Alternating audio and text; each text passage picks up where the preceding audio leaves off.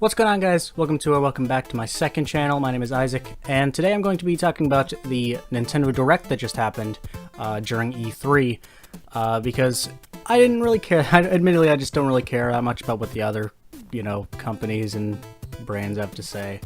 Like, obviously there's some interesting things that I do. There's some things that I am interested in, like Halo, for example. I'm pretty interested to see how that game will turn out. And, there's other things that I'm somewhat interested in, but as you know, if you know me, Nintendo is, the one that's close to my heart. That's the one that I really want to hear about. That's the one that I really want to get involved with. And admittedly, I didn't even plan on watching it live. I didn't really have any expectations from it, so I just didn't bother to. Well, no, I didn't think I was going to bother to, but then I did. I saw it was live, so I said I might as well check this out. And I was pretty happy with it. I didn't really go into it that much expectation. There's some things that I liked, some things that I didn't like, and some things that I flat out didn't care about. So I'm not going to cover every single thing, because again, some of these things are just clearly not for me. I don't even understand what some of these things were. So I'm only going to be talking about the things that I have something to say about.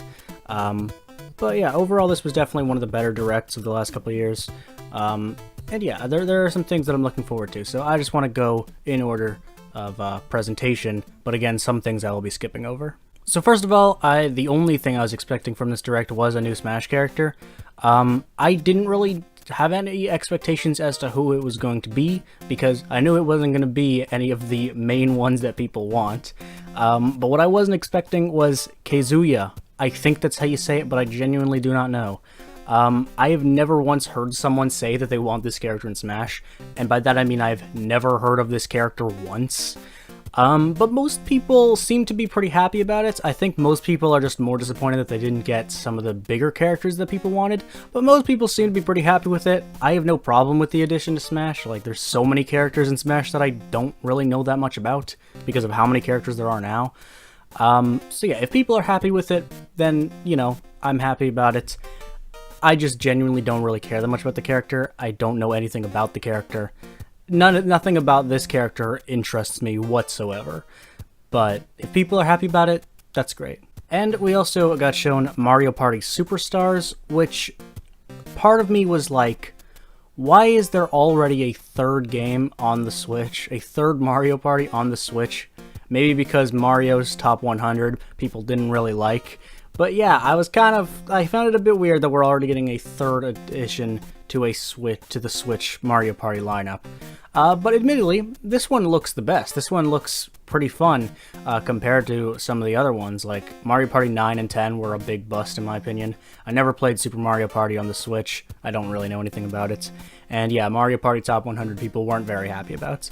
But the trailer for this one looked pretty good. The boards looked cool. The way it played looked more like some of the classic versions of Mario Party. And, but it really does come down to the mini-games for the most part. The format of, like, the board and how it plays is also very, very important. But it mainly comes down to, are there going to be new mini-games? And are the old mini-games, are they going to pick good ones? That's kind of what it comes down to. So I think, from the looks of it, it probably won't turn out that bad. Again, I find it a little weird that we're already getting another Mario Party, but hey, it looks pretty fun. Metroid Dread is what I was not expecting at all. I was very excited to see this because I have wanted a new 2D Metroid game for a while because I just simply like that style. Admittedly, I haven't played most of the newer Metroid games, and I know people really love those ones, and I'm sure they're amazing. But I don't know, I really like the 2D Metroid games, mainly the NES and SNES one. But what I don't like about those games are the controls, because it was the 80s and 90s, so a lot of them control like shit. But they're still really fun, and they still have a lot of qualities. So I think a new version of a 2D Metroid game is bound to be good. It looks fun, it looks amazing, like visually it looks great. And yeah, again, I just really want an advanced 2D Metroid game. So out of everything that we saw at this direct, that's one of my more exciting ones for me. Just Dance 2022. This is obviously one of the ones that I literally do not care about, but I just wanted to bring it up because everyone in chat on the stream, there was like 1 million people watching live, and the chat just starts going, skip, skip, don't care, skip. Yeah, it was funny. And I don't blame them. I don't care. No one that watches E3, no one that gets involved in E3 cares about Just Dance. Wario Ware Get It Together is the one that I seem to have the unpopular opinion in, because I wasn't all that impressed by the trailer, but a lot of people are really excited about it. I know people love the WarioWare games, and, you know, they're not bad by any means, and I definitely think, you know, a new WarioWare game could be really good, but I don't know, just the reveal trailer didn't show me anything different or interesting. Like, nothing from the trailer made it look better than its previous successors. So I don't know. I really wanted to see more from that trailer. I didn't just want to see the traditional basic things that you would expect. I wanted to see something more exciting. So I can't say I'm like all that hyped up for this one. I can't really say I'm all that excited about it. But, you know, I definitely think it has potential to be good, of course, and a lot of people are quite excited, so I think we'll just have to wait to see what happens with that one. Mario Golf, this is coming out on the 21st. I don't know when the game's coming out.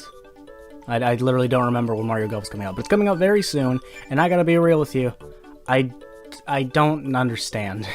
Mario Tennis Aces was apparently very good, but I feel like tennis and golf are, like, so different in the sense that tennis games are fun to play. I cannot understand the appeal of golf. I like Wii Sports Golf, but that's because it's Wii Sports. Wii Sports has, you know, pretty much the only good motion control in sports games. Golf games just aren't really that fun to me. I see no enjoyment out of it whatsoever, and I know this game is going to be $80 when it comes out. There's no way that it isn't, so I just don't see a reason to get it. Like, the Mario sports games just keep coming out, and they're always the same. I really just don't care about it anymore. Like, even Mario Kart, like, I saw a lot of people wanted Mario Kart 9 to be announced, but what can they do with Mario Kart to make it better? I guess what they can do is make a bunch of new maps. But there's usually only a few per release, and I think Mario Kart 8 is already pretty much a perfect Mario Kart game, and I have to question what they can do to make it better. And yeah, the Mario sports games I just don't find all that interesting. I don't think they're usually any better than any other sports games, but since Mario's face is on it, it's $80 goddamn dollars. I don't know, it definitely looks visually really nice, and, you know, the mechanics, I'm sure, work well. And I'm sure some people will enjoy it, but I think golf games are as boring as it gets. I just simply cannot care about it, so this will not be one that I will be picking up. A remastered Tony Hawk's Pro Skater was announced, and this was the last thing I would have ever expected. This I actually found really cool. The Tony Hawk's Pro Skater games, people really, really like. Like, that's a really cherished classic. And a remastered one being bundle of 1 and 2 being released to the Switch sounds really exciting to me. There's not a whole lot to say to it, really, because, you know, it's the Tony Hawk's Pro Skater games. You do some fun shit on skateboards. I think it's really cool that they're bringing this back because, again, a lot of people love this game. And I don't think it's even on a Nintendo console. I thought it was only on PlayStation, but I could be remembering wrong. And yeah, well, I know it's going to turn out good because it's just a remastered version. But the thing that I also have to say, though, is it depends on how much it costs on whether or not I'll get it. If it's as much as any other game, then I definitely will not pick it up because I don't see that as worth it. But if it's a relatively decent price, then I will definitely pick it up because I really want to play those games, but they're still just remastered of old games, and I feel like you can't make that the full price. I feel like you gotta make it at least somewhat affordable. And the thing that I really wish wasn't true, Mario plus Rabbids Sparks of Hope, we got another trailer for. When I first saw an announcement for this, I thought it was fan art, and then I found out it wasn't, and I got sad. I said in my Mario games tier list that I think Mario plus Rabbids was like what really concreted to me that the Mario series is probably doomed to die very soon, because Rabbids suck. It's just a shit franchise, and I don't like it with Mario. And the first Mario plus Rabbids was $80 at its release, and then they lowered it to $30 because they realized how bad it was. It was a very, very, very sad game. It was so tragically not good. It was so boring, the mechanics were so bad, the controls were so boring, and it was just so unpleasant. And the trailer made it look so good because it didn't show any of the actual gameplay. The first game, when it was first announced, it didn't show any gameplay. It was just animations of Mario doing cool shit with a blaster. They tricked us all. And I was blown away to find out that anybody liked this game, because why would they have made another one if people didn't like it? I'm just blown away by the fact that this was announced, and it's gonna be bad. Like, I know it's gonna be bad. It did look better than the original. They did some commentary over the trailer and said that the mechanics, were changing and that it was going to be more involved. And it did look very nice, of course. Like, all the animations and all the designs of the character models were really sharp and really clean. But that means nothing when it's in a shit game. I have no expectations for this except for it to be boring. I have literally no expectations. If it's a $30 price again, I'll play it, and I'll probably do a review of it. But if it's $80, I will never once play it. And then the announcement for the new product to celebrate Zelda's 35th anniversary was a Game & Watch Zelda, which they did the same thing with Mario. It is a small Game & Watch handheld with the first Zelda game, the second, Link's Awakening, and also like a remake of a Game & Watch game, but with Link as the character. And I have some mixed feelings on this. Part of me feels like it is a waste of money, because the games that are on there you can already play. Zelda 1 and 2 are literally come with Switch Online. But at the same time, it is a product to celebrate the anniversary of a very beloved franchise, and it's, limited time only. So part of me can understand that. Like, I bought these. I paid a pretty good amount of money for these, only because I knew the YouTube channel that these are from was ending. So I was like, hey, memento mori, I'll remember them. So now they're on my desk. I also ordered a corpse hoodie. It's coming in the mail at some point, and it was very, very expensive. But I knew that if I didn't buy it at the exact moment that I did, I would never have another chance to. So I got it. So, I can totally understand why other people are going to be picking this up. I just don't think I will, because I don't have that much money as it is, and I don't see myself putting it into something like this.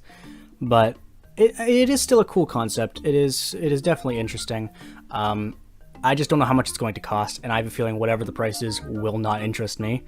But, there's not a whole lot they could really do for the anniversary of Zelda, because a Zelda All-Stars would be cool, but there's so many Zelda remakes already on the Switch, and I'm sure they're going to keep coming. Skyward Sword is already about to come. So, there wasn't a whole lot of options. And then, of course, there was the latest trailer for the sequel to Breath of the Wild. And they don't have a name for it. It's just called the sequel to Breath of the Wild. Admittedly, I was pretty disappointed by the trailer. I really wanted to see a little more gameplay. I wanted to see what it had to offer, given that it's been in development for quite a long time. Forgive me for touching my hair so often. But the trailer did look very nice, of course. It was a very nice reveal, but at the same time, I think a lot of people wanted to see more. And it's aimed to be released next year, but it doesn't have a name, and we didn't see any gameplay. So that's a little bit odd, just a bit weird. But who knows? I think Breath of the Wild 2 is inherently going to be good. But here's the thing, I think it has to be better than the first. Like, I think in order for Nintendo to succeed with this release, I think it has to be better than the original, which will be a very difficult thing to do. But I definitely think it's possible, and I definitely want to, I'm definitely looking forward to that game's release. And yeah, I hope it's good. So that's really all I have to say about the Nintendo Direct of E3 2021. Again, there were some things that I was pretty happy about, and then there's some things that I was not. Overall, I think this was a pretty decent Direct. A lot of people are really happy about it, and I'm happy about that. And yeah, that's really all I have to say. Thank you everybody so much for watching this video. Let me know what your guys' favorite and least favorite part of the Nintendo Direct was this year. I think we'll just have to wait for a lot of these, because a lot of them we didn't get that much information. So I think with a lot of this, time will tell. Thank you for watching once again, and I'll see you guys next time. Peace.